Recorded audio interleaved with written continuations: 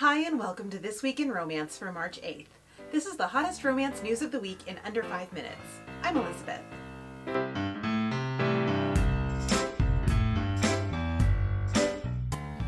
Remember last week when I called out Cosmopolitan magazine for their broke take on 30 erotic novels that are actually good that were neither good nor erotic? Well, Suleikha Snyder has got us covered with 30 erotic novels that are actually erotic over on Frolic. I've read 16 of the 30, so I can personally vouch that over half of this list is both good and sexy. Plus, I'd add Snyder's recent book, Take a Chance on Me. It's a motorcycle club romance with a delicious twist and a lot of really excellent, enthusiastically consensual sex. Check below for a link to both Snyder's list on Frolic and her book. In not so great news, as I mentioned last week, the Ripped Bodice, the all-romance bookstore out in LA, released their 2019 diversity report this week. After 3 years of tracking racial diversity data in traditionally published romance, a lot of us hoped we'd see an increase in the number of books publishers are acquiring by underrepresented authors. Unfortunately, there have been no significant changes. 18 of 20 publishers tracked still have 90% plus white catalogs. As the Ripped Bodice said this year, we're tired of the excuses. Do better. In awards news, the Lambda Literary Awards finalists were released this week. These awards identify and honor the best gay, lesbian, bisexual, and transgender books. While they aren't limited to romance, there are both romance and erotica categories in these awards. I'll put a link to the finalists in the description box so you can check them out. Finally, Love Sweet Arrow, the prospective all-romance bookstore in Chicago, has just 2 days left to go on its Kickstarter. They've still got a ways to go, so if you haven't thrown a little support their way yet, check out their pitch. I'll put a link in the description box. Now let's take a look at some of the new covers that dropped this week. First is Hookshot by Kennedy Ryan. Romance booktuber Steph from Steph's Romance Book Talk really loves this author, so when I saw this cover pop up in my feed, I was instantly intrigued. Pretty, right? Also, Steph hit 2,000 subscribers this week, so check out her channel. I'll put a link below. Next is The Lady's Guide to Celestial Mechanics by Olivia Waite.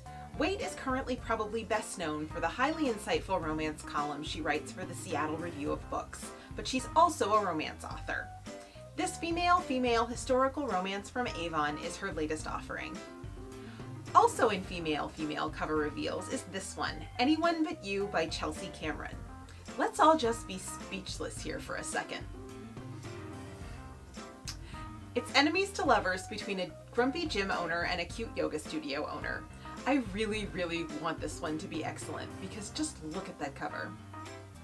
Finally, we have the cover for Graham, The Broken Duke by Jess Michaels.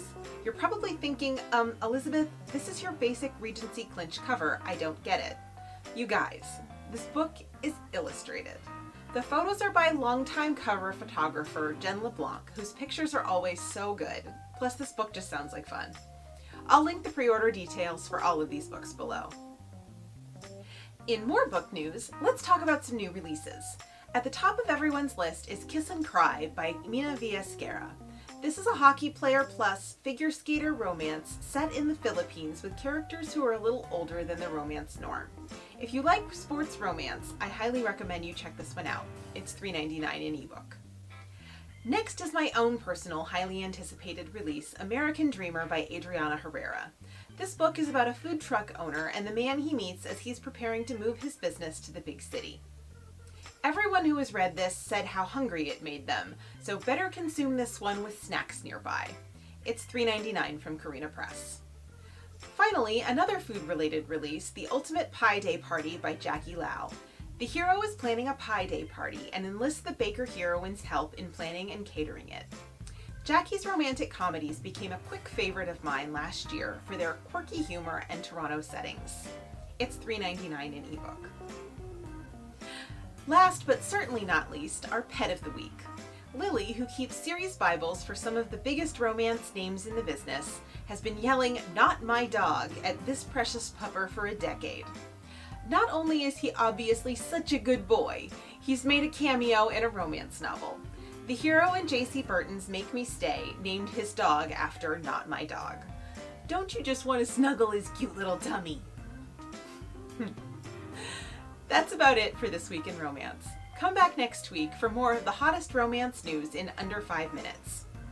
If you have a tip for me, please feel free to send me an email at thisweekinromance@gmail.com.